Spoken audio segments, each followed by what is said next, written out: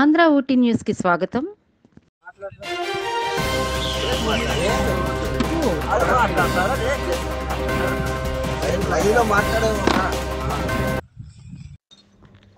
NH516 జాతీయ రహదారి నిర్మాణంతో నష్టపోయిన 77 మంది కాఫీ రైతులకు నష్టపరిహారం అందజేసిన తర్వాతనే పనులు చేపట్టాలని డిమాండ్ చేస్తూ కాఫీ రైతులు చేస్తున్న రిలే నిరాహార దీక్షలు 9వ రోజుకు చేరుకున్నాయి. అల్లూరు జిల్లా జీకే వీధి మండలం పెద్దవలసలో కాఫీ రైతులు రిలే నిరాహార దీక్షలు 9వ రోజుకు చేరుకోగా రైతులకు సంఘీభావంగా ఉమ్మడి రాష్ట్ర గిరిజన సంక్షేమ శాఖ మాజీ మంత్రి పసుపులేటి బాలరాజు ఆందోళన శిబిరంలో కూర్చున్నారు.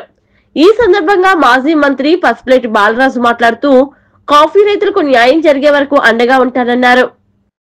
నా పేరు కంకుపాటి నాగరత్నం. హైవే రోడ్డు బాధితులం. మా కాఫీ తోటలు పోతున్నాయి. చాలా నష్టపోతున్నాము. ఎన్ని సర్వేలు చేశారండి. సర్వేలు చేసి మాకు హామీ అదే మాకు నష్టపరిహారం వేస్తానని లేదు సార్. నా పేరు లహరి కృష్ణ. మాది పెదవలస గ్రామం, జీకే వీధి మండలం, అల్లూరు సీతారామరాజు డిస్టిక్. ఈ NH5 హైవే రోడ్డు ప్రకారంగా కారణాల వల్ల ఇరువైపులా మా కాఫీ తోటలన్నీ ఉన్నాయండి. ఏళ్ల తరబడి మా పెద్దలు అందరూ వేశారు దాన్ని. ఆ తోటల ప్రకారంగానే మా జీవన విధానం దాని మీద ఆధారపడి ఉంది. మా చదువులన్నీ వాటిపైన ఆధారపడి ఉన్నాయి. ఈ తోటల కారణంగా అవన్నీ మేము నష్టపోయాము. ఒక 2 సంవత్సరాల నుంచి మాకు పెట్టుబడి అంతా అయిపోయిందండి. పంట చేతికొచ్చే టైంకి మొత్తం తీసేశారు. ఇప్పుడు పంట నష్టం అడిగితే అందరూ వస్తున్నారు, హామీ ఇస్తున్నారు, కానీ ముందుకు వెళ్ళట్లేదండి. ఇలా అందుకోసమని మేము ఈ రీలే నిరాహార దీక్షని శాంతియుతంగా ప్రారంభించాము. అలాగే చేస్తున్నాము. ఇప్పటికీ 9 రోజులు అవుతుందండి.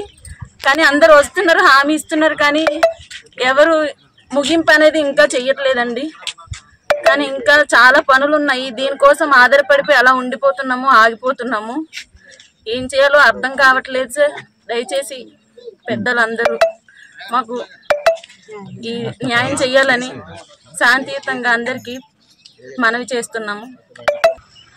కారణంగా రోడ్డుకు ఇరువైపులా కాఫీ తోటలను కోల్పోతున్నాం సార్. మా ప్రాంతంలో పెదవలస, చాపరతిపాలెము మరియు రంపులు గ్రామాల్లో మొత్తం కలిపి 74 మంది రైతులం ఉన్నాం సార్ మా ప్రాంతం నుంచి. అయినప్పటికీ ప్రభుత్వం వాళ్ళు ఇప్పటికీ స్పందించక మరి మాకు న్యాయం అయితే చేస్తారని ఆశిస్తూ ఇన్నాళ్ళ నుంచి కూడా ఈ శాంతియుత నిరాహార దీక్షలో పాలు పంచుకుంటూ మేము ఎవరికి ఇబ్బంది పెట్టకుండా ఇక్కడ ఉంటున్నాం సార్. అయినప్పటికీ మాపై మరి ప్రభుత్వ అధికారులు ఎందుకు ఇంత నిర్లక్ష్యం చేస్తున్నారో మాకైతే తెలియదు సార్. గౌరవ ఇన్ఛార్జి సబ్ కలెక్టర్ వారు కూడా రీసెంట్గా మొన్న వచ్చి ఉన్నారు సార్. మా ప్రజలకు, మా ఏదైతే రైతులు ఉన్నారో నష్టపరిహారం పరంగా ఆ రైతులకు కూడా మీకు ఒక 14 రోజుల్లో మీకు నష్టపరిహారం ఇచ్చే దిశగా మేము చర్యలు తీసుకుంటాము. మీకు ఏదైతే డిమాండ్స్ ఉన్నాయో ఆ డిమాండ్స్ అన్ని కూడా మా రెవెన్యూ శాఖ పరిధి నుంచి కానీ, లేకపోతే అటవీ శాఖ పరిధి నుంచి కానీ, లేదంటే హార్టికల్చర్ పరంగా సర్వేలు చేసి దానికి నష్టపరిహారం అంచనా వేసిన తర్వాత డిమాండ్ డ్రాఫ్ట్ను వెబ్సైట్లో ఆన్లైన్ చేస్తామని చెప్పి ఉన్నారు సార్. అయినప్పటికీ కూడా ఇవాళకి 14వ తేదీ అండి. ఇవాళకి కూడా మాకు ఎటువంటి మెసేజ్ అనేది పైనుంచి రాలేదు సార్. మా రైతుల పరంగా అయితే మేము చాలా ఆందోళన చెందుతున్నాం సార్. మాకు ఏదైనా నష్టపరిహారం ఇచ్చేటట్టు అయితే త్వరగా పూర్తి చేసి మాకు అనుకూలంగా నష్టపరిహారం ఇచ్చే విధంగా చేయాలని ప్రభుత్వం వారిని ఈ మీడియా ముఖంగా అడుగుతున్నాం సార్. ఈ జాతీయ రహదారి విస్తరణలో భాగంగా ఈ పని చేస్తున్న నందులో భాగంగా చాలామంది రైతాంగం అనేక రకాలైన ఆస్తులు అందులో ఆ రహదారిలో పోవటం జరుగుతుంది. అందులో ప్రధానంగా ఈరోజు చాపరాతిపాలెం కానీ, రంపులు కానీ, పెదవలస కానీ ఈ చుట్టుప్రక్కల రైతులందరూ కూడా వారు గుర్తించింది ఏంటంటే కాఫీ మొక్కలు, కాఫీ తోటలు ఎక్కువగా నష్టపోతున్నామని చెప్పి వారు చాలా లేటుగా, ఆలస్యంగా గుర్తించుకొని వాటికి రావాల్సిన నష్టపరిహారం చెల్లింపు చేయమని చెప్పి న్యాయబద్ధంగా మాకు ఏదన్నా ప్రాజెక్టులు నిర్మాణం చేస్తున్నప్పుడు కానీ, రహదారులు నిర్మాణం చేస్తున్నప్పుడు కానీ, పరిశ్రమలు ఏర్పాటు చేస్తున్నప్పుడు కానీ ప్రభుత్వ పరంగా ఏ కార్యక్రమం చేసినా అందులో నష్టపోయే రైతాంగానికి రావాల్సిన నష్టపరిహారం ప్రభుత్వ పరంగా ఇప్పుడు చట్ట ప్రకారంగా రావాల్సిన నష్టపరిహారం ఏది ఉంటే అది మాకు చెల్లించమని చెప్పేసి వారు కోరటం జరుగుతూ ఉంది. దురదృష్టం ఏమిటంటే ఈ పనులు మొదలుపెట్టి 3 సంవత్సరాలు అయింది. ఇంత నష్టం జరుగుతున్నా కూడా ఈ రోజు వరకు కూడా ఎన్యూమరేషన్ అనేది ఎంతమంది రైతులు నష్టపోతున్నారు, ఏమేమి తోటలు నష్టపోతున్నాయి, ఏ వ్యవసాయ భూమి నష్టపోతుంది అనేది ఇవాళ వరకు కూడా అది ఎన్యూమరేషన్ అంచనా వేయలేదనేది వారు చెప్తున్న మాట. సరే, ఏమైనప్పటికీ కూడా ఈ విషయం ఇది ఎవరో తప్పు చేశారని కానీ లేకపోతే ఎవరిదో బాధ్యులని కానీ నేను చెప్పడం లేదు, కానీ ఇంత నిర్లక్ష్యం చేయడం అనేది మంచిది కాదు.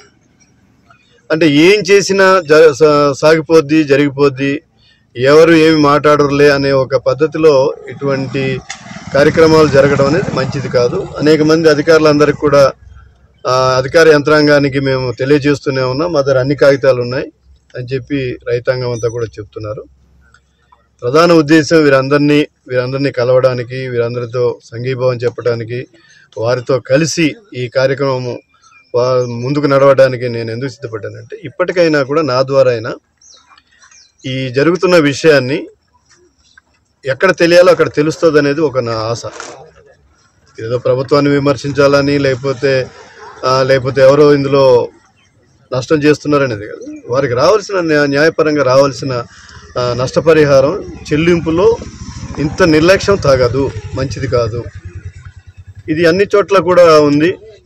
అది ఈ రోడ్డు మొదలుపెట్టిన దగ్గర నుండి చివరి వరకు కూడా చాలా రకాలుగా, అంటే కేవలం ఏదో ఇల్లు పోయింది, మీది పెంకుటిల్లా, మీది గడ్డిల్లా, మీది పాక పందిరా, మీది స్లాబా, ఈ అంచనాల మేరకే ఏదో వేసేమో అనేటువంటి ఒక అంచనాలు చెప్తా ఉన్నారు. అనేక రకాలుగా నేను ఇందులో చూసింది ఏంటంటే చాలా ప్రదేశాల్లో దేశంలో అనేక హైవేలు చూశాను, కానీ ఈ హైవేలో జరుగుతున్నటువంటి తీరు, ఇంత విధ్వంసకరమైనటువంటి పరిస్థితి ఇంకెక్కడ జరుగుండదు, బహుశా జరగలేదేమో కూడా. హైవే నేషనల్ హైవే అంటే తిన్నగా వచ్చి తిన్నగా వెళ్ళిపోయేదే కాదు. మరి దాంట్లో మనకు జంక్షన్స్ ఉన్నాయి, బెల్ మౌత్ లాగా పక్క గ్రామాలకు వెళ్ళిపోయేటటువంటి రోడ్లు అవి సరైన పద్ధతిలో చేయలేదు. కొన్ని చోట్ల ఎక్కడానికి పనికిరావు, కొన్ని చోట్ల దిగడానికి పనికిరావు. అదే రకంగా ఎవరికి ఎంత నష్టం జరిగింది, ఎవరికి ఎంత ఇస్తున్నాం అనేటటువంటిది కూడా వారి దగ్గరే ఉందేమో తెలియదు, కానీ రైతాంగానికి కానీ నష్టం జరుగుతున్నటువంటి లబ్ధిదారులకు కానీ ఎక్కడ సరైనటువంటి సమాచారం లేదు. ఏదో మాకు సంబంధం లేదని చెప్పి పనులు చేసుకునే వాళ్ళు చేసుకుంటూ పోతున్నారు.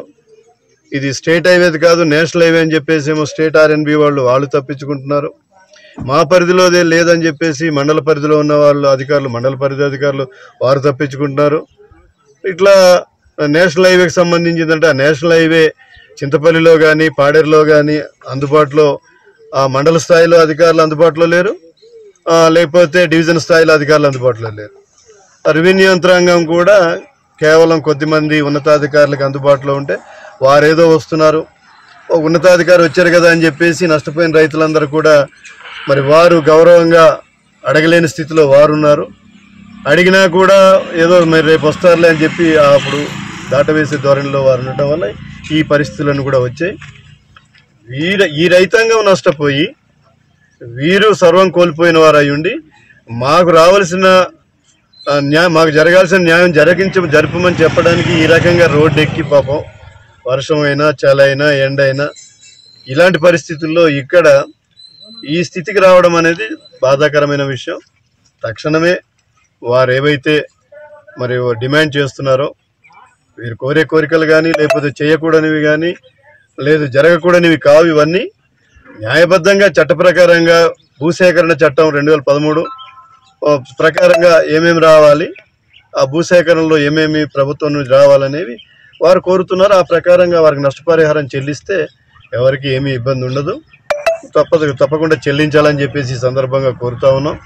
మరి తక్షణమే ఈ విషయం సంబంధిత ఏ అధికారులు బాధ్యత తీసుకుంటారో వారు తక్షణమే వచ్చి వీరితో మాట్లాడి ఎంతమంది రైతాంగం ఉందనేది ఆ పేర్లు కానీ వారికి రావాల్సిన అమౌంట్ కానీ వారికి జరగాల్సిన న్యాయం కానీ తక్షణమే చేయాలని చెప్పేసి సందర్భంగా వారిని కోరుతూ మరి ఇది కొనసాగింపుగా కాకుండా వీరితో వచ్చి సంప్రదించి వీరితో ఈ పరిష్కారం చేయాలని చెప్పేసి సందర్భంగా తెలియజేస్తున్నాం.